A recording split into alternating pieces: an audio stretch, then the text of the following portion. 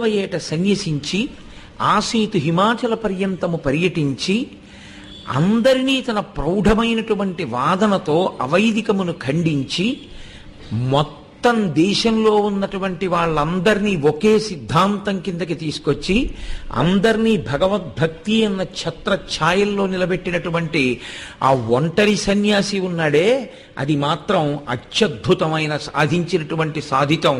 అలా సాధించిన వాడు నభూతో న భవిష్యతి అని రాశాడు.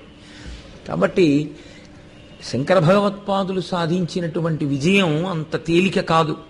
ఆయన ఎదుర్కొన్నన్ని కష్టాలని ఎవ్వరూ ఎదుర్కోరు. ఎందుచేత అంటే అసలు ఆ శంకరాచార్యుల వారు ప్రచారం చేసినటువంటి రోజుల్లో అత్యంత ఆశ్చర్యకరమైనటువంటి సంఘటన, అత్యంత క్లిష్టమైన సంఘటన ఒకటి ఉంది.